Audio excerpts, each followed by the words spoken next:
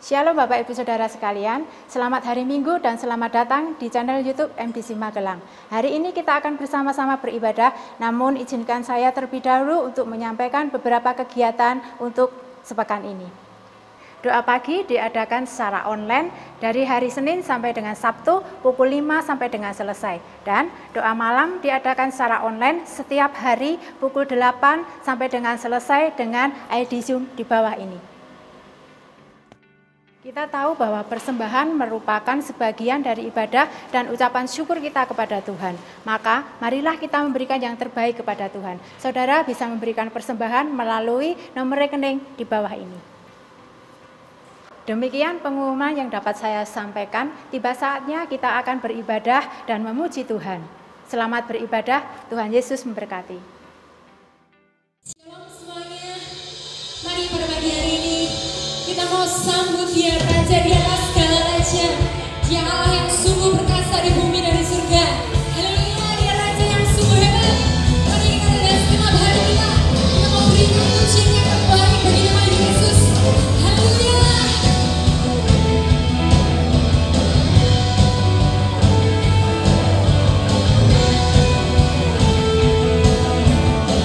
Bukan dengan kuat gagahku Tuhan, bukan dengan kuat gagahku, namun karena kasih-Mu, Kau yang menebus segenap jiwaku. Lewati badai aku ragu Tuhan, lewati badai aku ragu, karena Kau tinggal dalamku. Dengan imanku ku berseru, menyerukan Kaulah Raja, Allah perkasa, surga bumi pun menyembah. Segala firman-Mu terangi jalanku. Kaulah Tuhan Allah yang perkasa. Sungguh Dia Yesus, Tuhan Allah perkasa. Haleluya.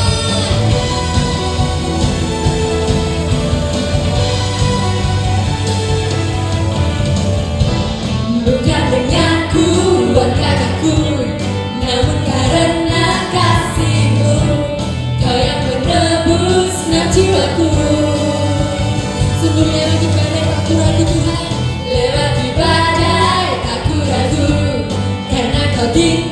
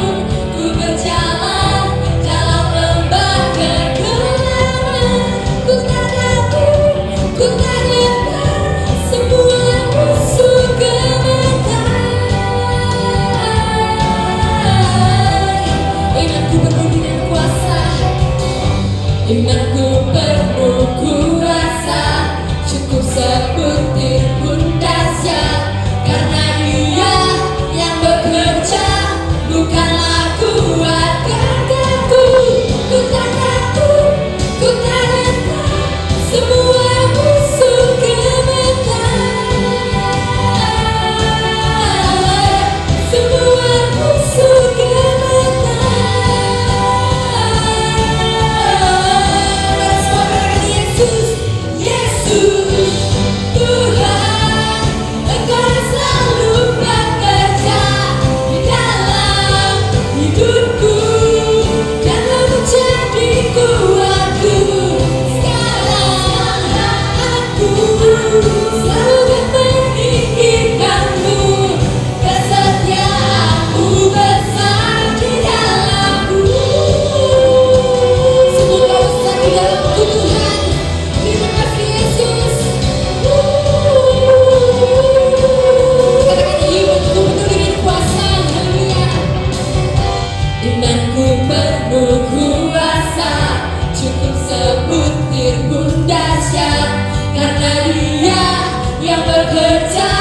bukanlah kuat kataku. Ku tak takut, ku tak gentar, semua musuh gemetar, semua musuh gemetar.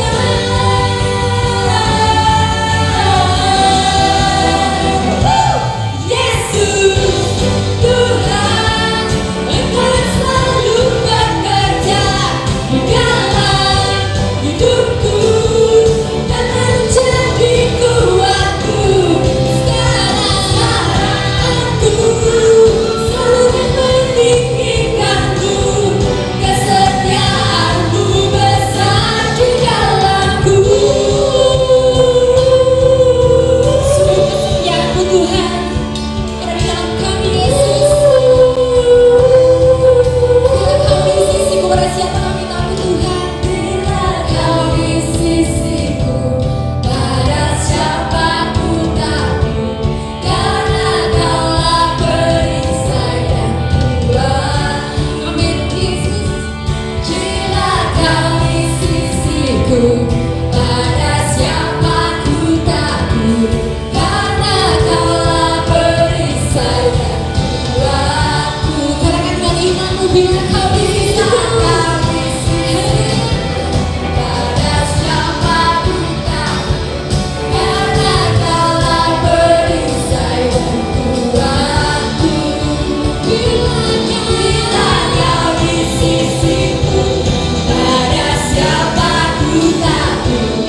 Karena Kaulah perisai dan kuatku. Yesus Tuhan, Engkau selalu bekerja di dalam hidupku dan menjadi kuatku. Aku selalu meninggikanmu, kesetiaanmu besar di dalamku. Kau besar di dalamku. Kau besar di dalamku. Haleluya. Sungguh Kau besar Tuhan di dalam kami Yesus. Sungguh kuasa-Mu terlebih besar Tuhan dalam hidup kami Tuhan. Dan kami mau menyatakan Tuhan bahwa Engkau Yesus Juru Selamat kami Tuhan. Haleluya. Terima kasih Tuhan, Engkau boleh menebus setiap dosa-dosa kami Tuhan. Engkau melayani kami Yesus untuk memanggil-Mu Bapa. Oh, haleluya.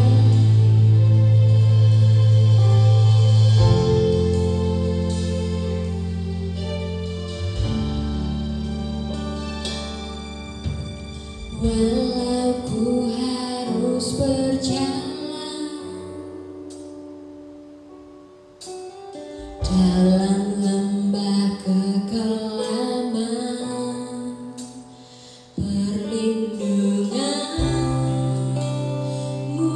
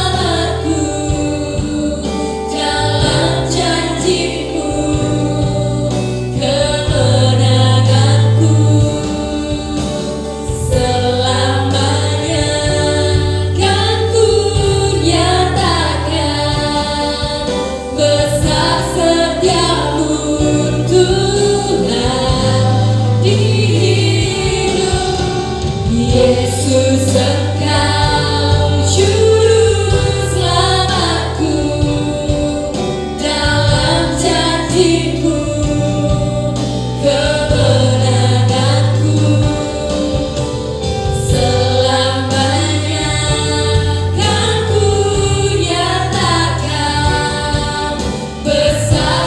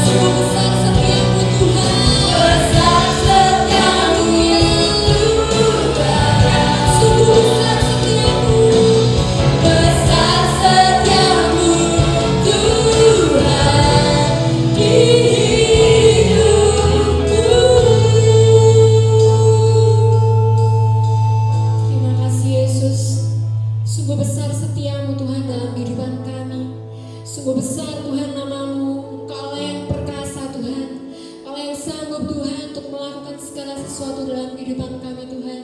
Dan kami mau percayakan setiap janji-janji-Mu dalam kehidupan kami Bapa. Biar pada pagi hari ini Tuhan kami boleh diberkati lewat puji-pujian, penyembahan yang sudah kami mainkan Tuhan. Biar Engkau disenangkan ya Bapa. Dan sebentar kami mau duduk untuk mendengar firman-Mu Tuhan. Kami ingin melakukan setiap apa yang menjadi isi hati-Mu Tuhan dalam kehidupan kami. Biar kami boleh taat dengar akan firman-Mu. Kami boleh sungguh-sungguh Tuhan untuk melakukan firman-Mu ya Bapa. Terima kasih Tuhan, berikan kami hati Tuhan, hati sebagai hamba, supaya kami boleh diubahkan Tuhan oleh setiap firman-Mu. Terima kasih Bapa, terima kasih Tuhan Yesus. Kami siap mendengar firman-Mu hanya di dalam nama Tuhan Yesus Kristus. Haleluya. Amin.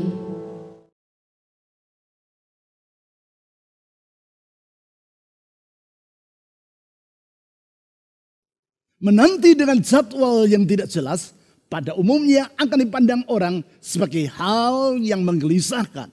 Namun bila kita mengetahui bahwa yang kita nantikan adalah pribadi yang dapat diandalkan, maka kita akan melewati masa penantian itu tanpa merasa resah.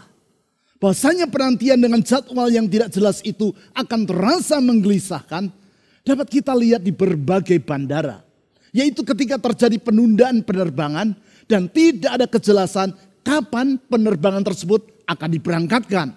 Sesudah menunggu 1 jam lebih dan belum juga ada pengumuman tentang berapa lama penundaan akan berlangsung, kita akan melihat para calon penumpang mulai merasa gelisah.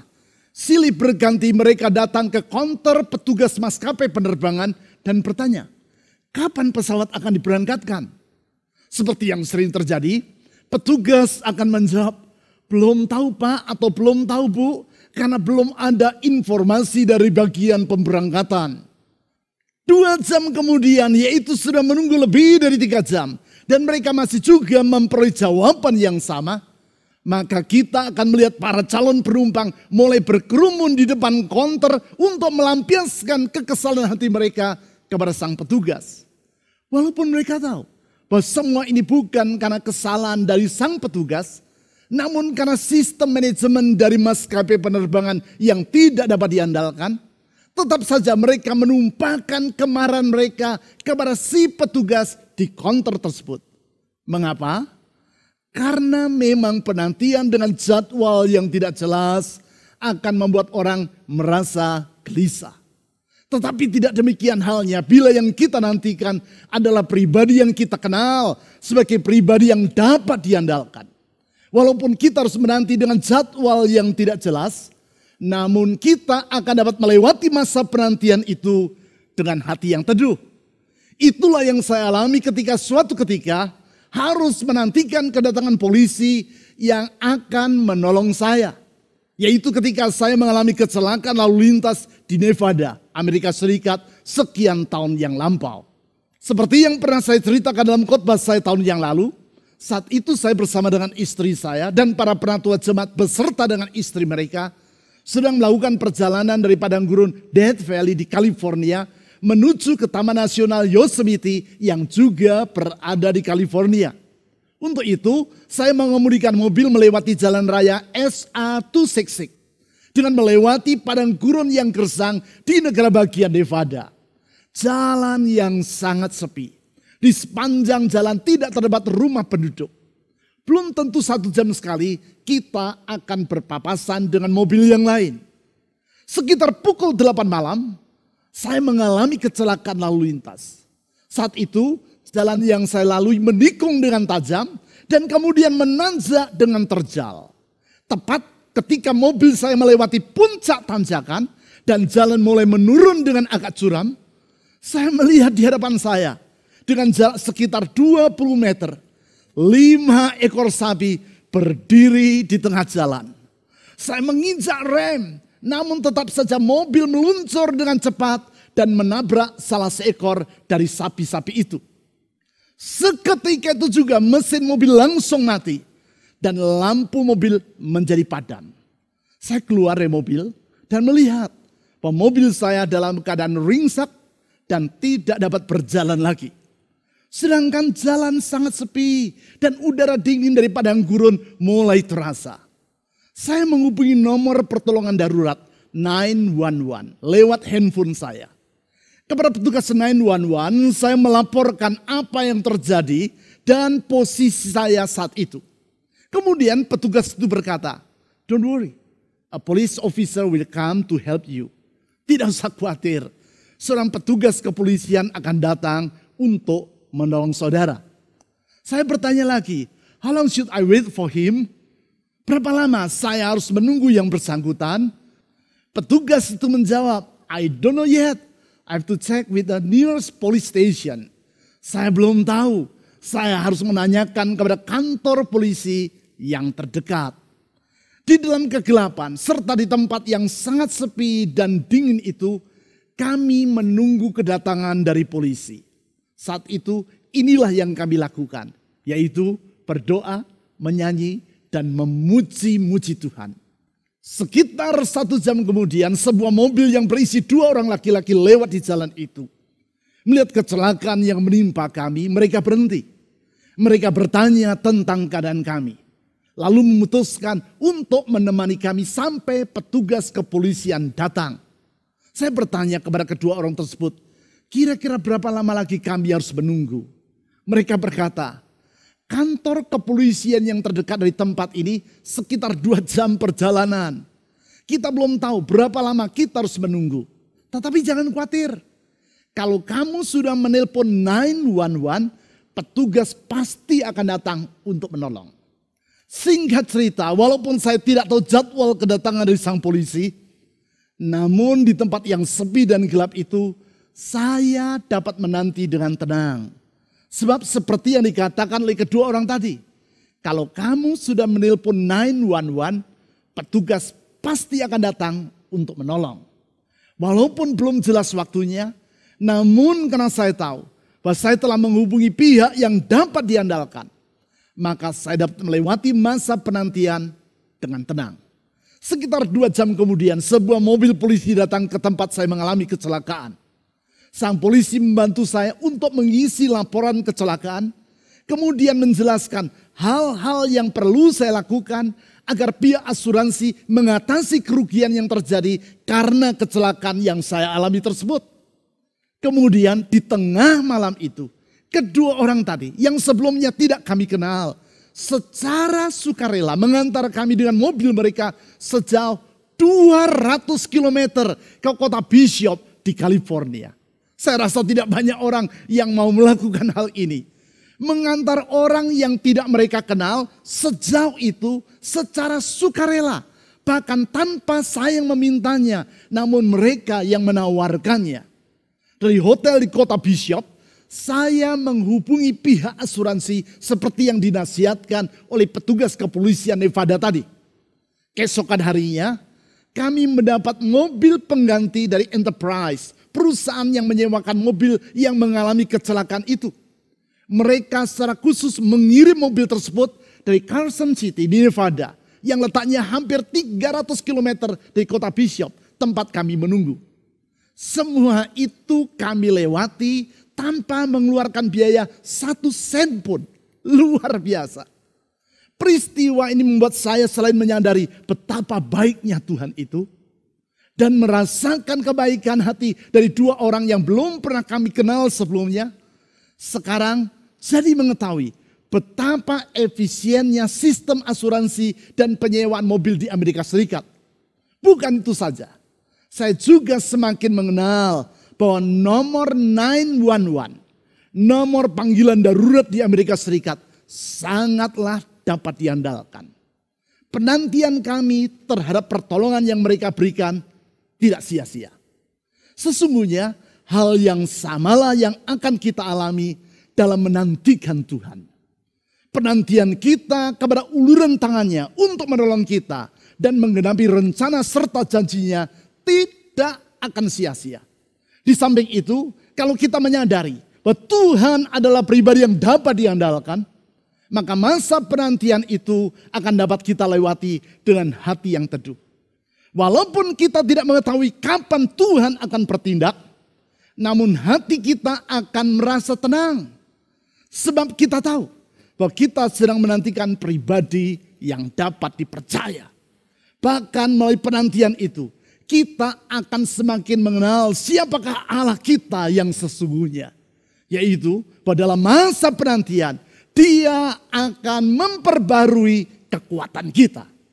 Oleh karena itu, apabila saat ini saudara sedang berada dalam penantian atau in waiting, dan saudara tidak tahu berapa lama saudara harus menunggu, ingatlah kebenaran ini. Yaitu Tuhan mengizinkan saudara untuk melewati masa penantian agar saudara semakin mengenal siapakah Allahmu yang sesungguhnya. Bahkan dalam masa penantian itu, Dia akan memperbarui kekuatan saudara. Hal itulah yang Allah utarakan kepada umatnya melalui Nabi Yesaya, yaitu sebagaimana yang dicatat dalam Yesaya pasal 40 ayat 27 sampai 31. Mari kita baca ayat-ayat tersebut.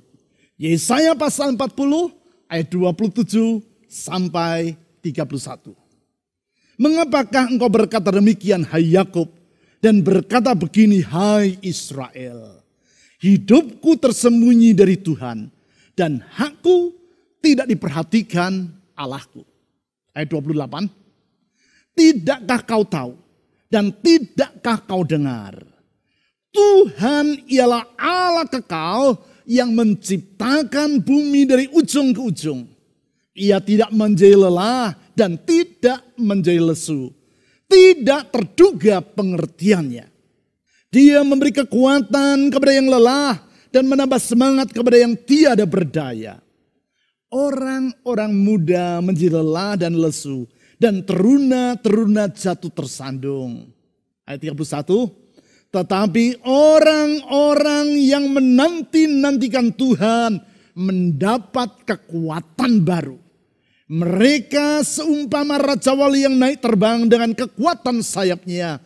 Mereka berlari dan tidak menjadi lesu. Mereka berjalan dan tidak menjadi lelah. Kepada umat yang sedang berada dalam pembuangan di Babel, dan yang di dalam ayat 27 berkata bahwa Tuhan telah melupakan dirinya. Di ayat 28 sampai 31 Tuhan menjelaskan bahwa mereka harus menantikan Tuhan untuk memulihkan mereka. Apakah ayat 27 ini mengena di hati saudara? Yaitu karena di saat ini, di dalam masa menantikan Tuhan untuk menggenapi janjinya bagi dirimu, saudara merasa resah dan berkata, Tuhan sudah melupakan diriku dan tidak memperhatikan doaku. Keluhan yang mengakibatkan masa penantian itu terasa sangat berat bagi dirimu. Memang di sepanjang bulan ini kita berbicara tentang menantikan Tuhan. 2 minggu yang lalu berdasarkan Mazmur pasal 27 ayat 14, kita telah mempelajari tentang apakah yang harus kita lakukan bila Tuhan berkata tunggu kepada diri kita. Minggu yang lalu berdasarkan Yesaya pasal 64 ayat 4, kita mempelajari jawaban terhadap mitos-mitos dalam menantikan Tuhan. Sehingga dengan demikian kita dapat melewati masa penantian dalam pengharapan dan bukan dalam kekecewaan. Sekarang berdasarkan Yesaya pasal 40 ayat 27 sampai 31 yang sudah kita baca tadi, kita akan belajar bahwa masa penantian akan menolong kita untuk semakin mengenal siapakah Allah kita yang sebenarnya. Yaitu bahwa Dia akan memperbarui kekuatan kita. Ya, seperti yang Ia utarakan di ayat 31. Orang-orang yang menanti-nantikan Tuhan mendapat kekuatan baru. Kita akan memperoleh kekuatan yang baru. Sebab di dalam menantikan Tuhan, kita akan semakin mengenal Allah kita. Tentang hal itu di ayat 28 sampai 31 disebut bahwa kita akan mengenal 3 sifat Tuhan. Ketiga sifat Allah yang akan kita kenal dalam masa penantian tersebut adalah yang pertama, bahwa Allah adalah pribadi yang kuasanya tidak terbatas. Saya ulang, yang pertama, Allah adalah pribadi yang kuasanya tidak terbatas. Dia adalah pribadi yang berdaulat. Sehingga ia akan bekerja tanpa tergantung kepada apapun juga. Dan tidak dapat dibatasi oleh apapun juga. Di dalam kuasanya yang tidak terbatas itu, Ia mampu melaksanakan apapun yang ia rencanakan. Sesukar apapun keadaan yang kita alami, semua itu tidak akan mampu mencegah Allah untuk bertindak guna mewujudkan janjinya. Sebab sesungguhnya tidak ada yang mustahil bagi Tuhan. Hal tersebut Allah utarakan kepada umatnya yang di ayat 27 berkata, hidupku tersembunyi dari Tuhan dan hakku tidak diperhatikan Allahku. Terhadap keluhan umatnya ini Tuhan menjawab dengan berkata, mengapa engkau berkata seperti itu? Artinya keluhan mereka tidaklah sesuai dengan realitas dari Tuhan yang sesungguhnya. Selanjutnya, di ayat 28 Tuhan berkata, tidakkah kau tahu dan tidakkah kau dengar? Tuhan ialah Allah kekal yang menciptakan bumi dari ujung ke ujung. Ia tidak menjadi lelah dan tidak menjadi lesu. Di sini Allah berkata bahwa dialah yang menciptakan bumi dan alam semesta. Kata mencipta di ayat ini di dalam bahasa Ibrani adalah bara. Artinya menjadikan apa yang ada dari yang tidak ada. Atau creatio ex nihilo dalam bahasa Latin. Kata ini hanya dapat digunakan untuk Allah saja. Sebab hanya Dia yang mampu mencipta. Sedangkan manusia hanya mampu membuat. Membuat artinya mengubah dari yang sudah ada menjadi hal yang baru. Sedangkan mencipta artinya menjadikan dari yang tidak ada menjadi ada. Lihat seorang tukang sulap yang mengambil sebuah topi. Lalu menunjukkan kepada para penonton bahwa topi itu dalam keadaan kosong.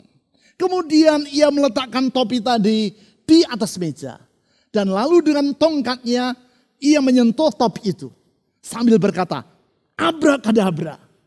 Topi ia angkat. Dan heran sekarang muncul seekor kelinci.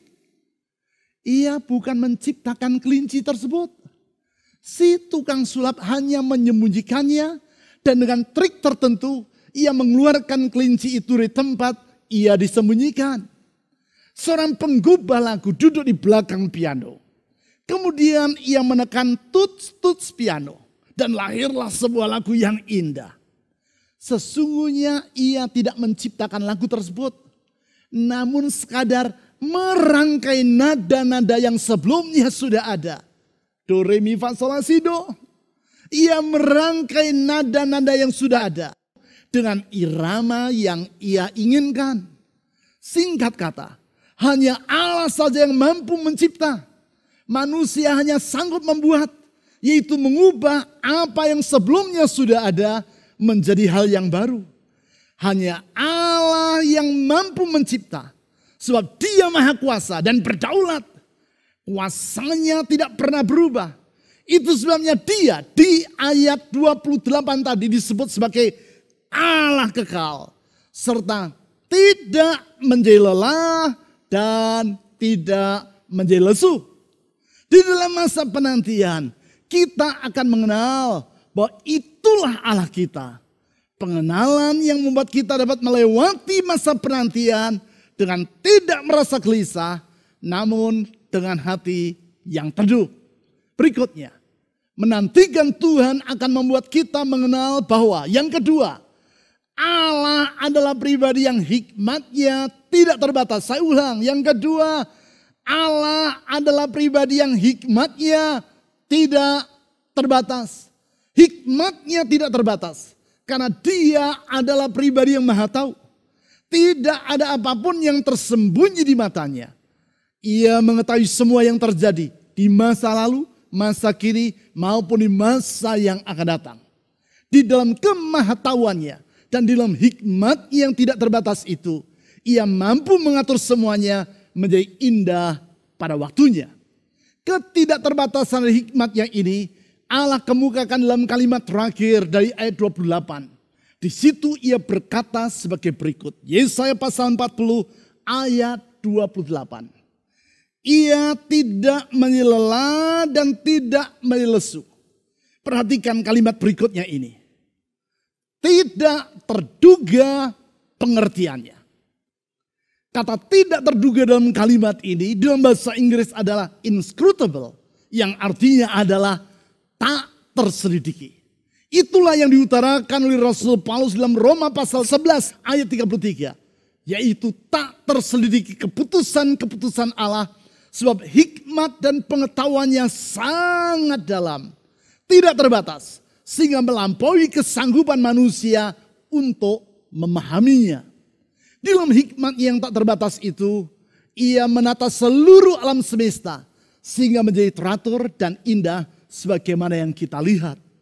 Kalau saja kita mau membuka mata kita dan melihat keteraturan dari alam semesta ini, kita pasti akan mengakui bahwa di balik semua itu terdapat pribadi yang maha berhikmat dan yang sanggup mengatur semua yang ada dengan sempurna. Itulah Allah. Kesadaran ini membuat Kolonel Michael Good, astronot NASA yang telah 2 kali terbang ke luar angkasa dengan pesawat ulang-alik atau Space Shuttle Atlantis, dan beberapa kali melakukan spacewalk atau berjalan di luar pesawat sementara dirinya berada di luar angkasa, berkata, they say there's no atheist in foxhole, but there's probably no atheist in rockets. Mereka berkata bahwa tidak ada ateis di lubang pertahanan, tetapi kemungkinan tidak ada para ateis di dalam roket. Yang ia maksudkan yaitu di tengah hujan peluru dan mortir, ketika para prajurit harus bersembunyi di foxhole atau lubang-lubang pertahanan, mereka akan sadar bahwa mereka memerlukan pertolongan Tuhan agar dapat selamat dan tidak tewas di medan pertempuran. Itu sebabnya pepatah berkata, there's no atheist in foxhole. Tidak ada ateis di lubang pertahanan. Tetapi bukan itu saja.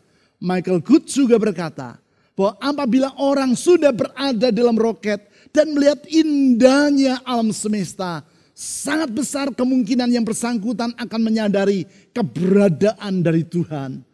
Tuhan yang dalam hikmatnya telah menciptakan seluruh alam semesta dan semua yang ada di dalamnya. Di dalam hikmat yang tidak terbatas itu, bukan saja ia menata musim-musim dengan teratur, tetapi ia juga menetapkan waktu bila mana ia akan menghadapi rencana dan janjinya. Sehingga masa penantian kepada Tuhan tersebut akan membuat kita semakin mengenal hikmatnya yang tak terselidiki itu. Pengenalan yang membuat kita dapat melewati masa penantian dengan hati yang teduh. Selanjutnya, menantikan Tuhan akan membuat kita mengenal bahwa yang ketiga, Allah adalah pribadi yang kasih-Nya tidak terbatas. Saya ulang, yang ketiga, Allah adalah pribadi yang kasih-Nya tidak terbatas. Dalam kasih-Nya itu, ia bersedia menolong dan membangkitkan semangat dari orang yang tak berdaya. Kasih yang tulus dan tanpa pamrih yang ada dalam hati seorang ibu terhadap anaknya, seperti itulah yang ada di dalam hati Tuhan. Sehingga di dalam ayat 29 tentang Tuhan ditulis sebagai berikut. Dia memberi kekuatan kepada yang lelah dan menambah semangat kepada yang tiada berdaya. Kalimat ini secara tidak langsung menggambarkan kasih seorang ibu. Kasih yang menerima dan membentangkan masa depan yang baru bagi anaknya. Kasih seperti itulah yang diutarakan oleh Ilion Jones, seorang hamba Tuhan yang menulis buku Principles and Practice of Preaching. Dia menulis, saya bertanya kepadamu, siapakah yang lebih besar? Thomas Alva Edison atau ibunya? Memang kebanyakan orang hanya mengingat kehebatan dari Thomas Alva Edison. Pribadi yang menemukan berbagai penemuan yang sangat bermanfaat bagi kemanusiaan. Penemuan seperti bola lampu listrik, alat perekam suara atau gramafon, gambar hidup atau yang sekarang diistilahkan sebagai gambar video, dan masih banyak penemuan-penemuan lainnya. Namun pada umumnya orang tidak mengenal dan melupakan ibu dari Thomas Alva Edison, yaitu Nancy Elliot. Di usia 7 tahun, Edison pulang dari sekolah karena gurunya menyebut di depan kelas bahwa Edison adalah anak yang mengalami keterbelakangan mental.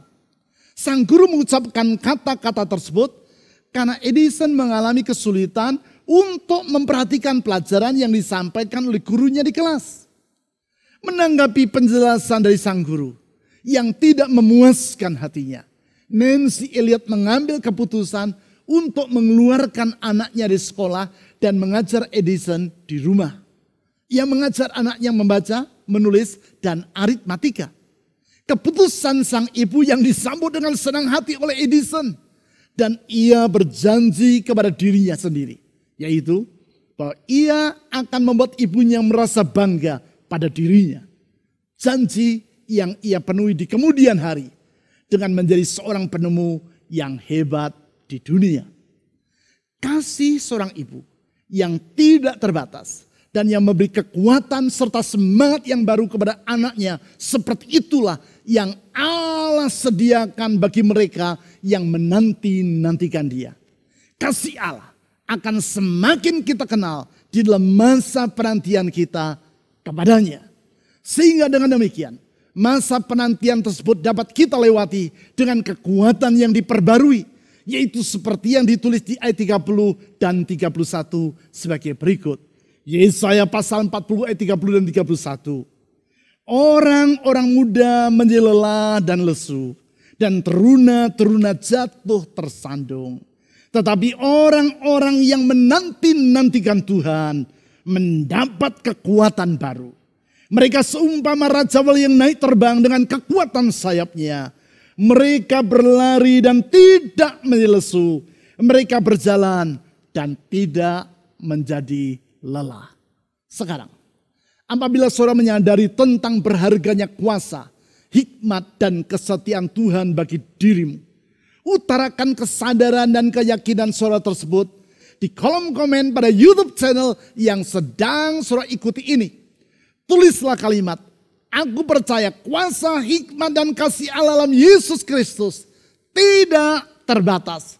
Atau kalimat lain yang menyatakan keyakinanmu bahwasanya kuasa, hikmat, dan kasih Allah akan memampukan saudara untuk melewati masa penantian dengan kekuatan yang baru. Kuasa, hikmat, dan kasih Allah itulah yang telah Ia tunjukkan kepada kita dalam Yesus Kristus.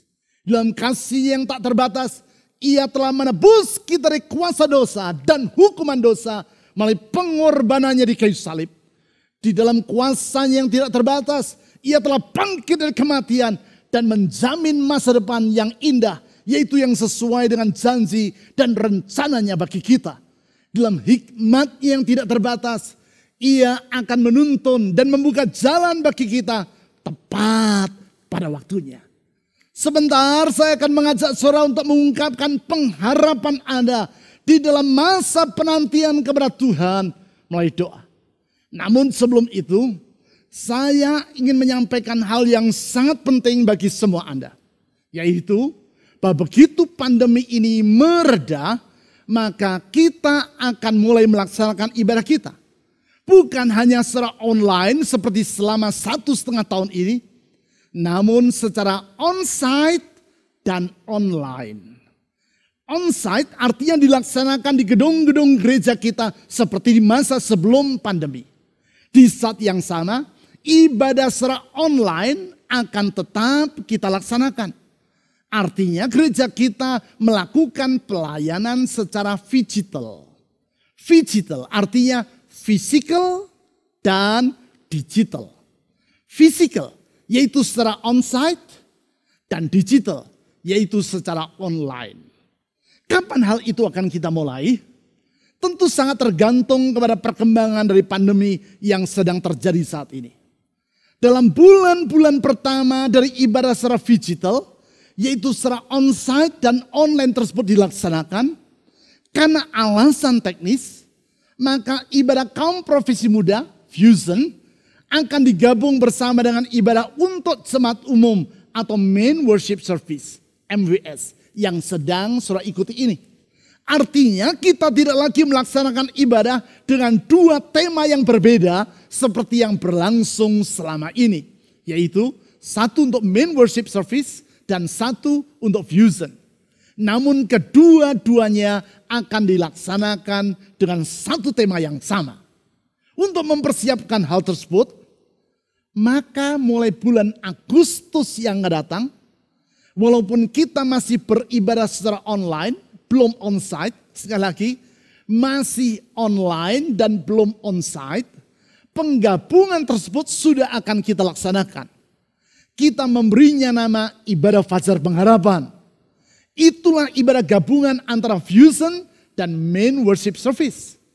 Tema dan musik dalam ibadah ini akan memperhatikan kebutuhan dari jemaat umum dan tidak akan mengesampingkan kebutuhan kaum profesi muda.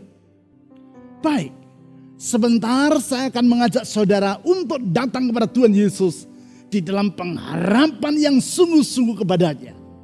Dalam iman yang teguh, mari kita membawa seluruh harapan dan beban dalam hati kita kepadanya. Kita yakin penantian kita kepada Tuhan Yesus tidak akan sia-sia. Tuhan Yesus setia. Dalam kesetiaannya dia pasti akan membuka jalan dan menggenapi janjinya tepat pada waktunya. Ia tidak pernah terlambat dalam menjawab doa kita. Sebagaimana ia juga tidak pernah tergesa-gesa dalam melaksanakan janjinya. Ia memegang kendali atas segala perkara, termasuk masa depan kita. Rencananya selalu yang terbaik bagi diri kita. Karena ia mengasihi kita. Sungguh, di dalam Yesus Kristus, kita memiliki hari esok yang tidak akan mengecewakan. Mari kita berdoa kepadanya. Tuhan Yesus, kami percaya kuasa-Mu tidak terbatas. Hikmat-Mu tidak terbatas. Kasih-Mu tidak terbatas. Dalam kasih yang tak terbatas itu Engkau telah rela mengorbankan diri-Mu sampai mati di kayu salib. Bagi kami manusia berdosa yang seharusnya dimurkai. Engkau menebus kami dari kegelapan. Membaharui hidup kami. Dan membentangkan masa depan yang baru bagi kami. Dalam kuasa-Mu yang tak terbatas, Engkau telah mengalahkan maut, bangkit dari kematian dan hidup untuk selama-lamanya. Dalam kuasa-Mu itu Engkau menjamin bahwa semua rencana-Mu tidak akan pernah gagal dalam hidup kami. Apapun yang Kau janjikan pasti akan terwujud dalam hidup ini pada waktunya. Dalam hikmat-Mu Engkau mengatur segala perkara dan menjadikan semuanya indah pada waktu-Mu. Dalam hikmat dan kesetiaan-Mu, Engkau tidak akan pernah meninggalkan kami, tetapi menuntun dan menyertai kami di sepanjang perjalanan hidup ini sampai pada akhirnya. Dalam keyakinan dan pengenalan akan diri-Mu itu ya Tuhan Yesus, kami datang kepadamu dengan hati yang teduh, menantikan Engkau bekerja dalam hidup ini. Kami yakin penantian kami tidak akan sia-sia. Kami yakin penantian kami tidak akan percuma. Karena Engkau setia Tuhan Yesus, Engkau setia, Engkau setia. Apapun yang Kau janjikan pasti akan Kau genapi. Apapun yang Kau rencanakan pasti akan Kau wujudkan dalam hidup ini.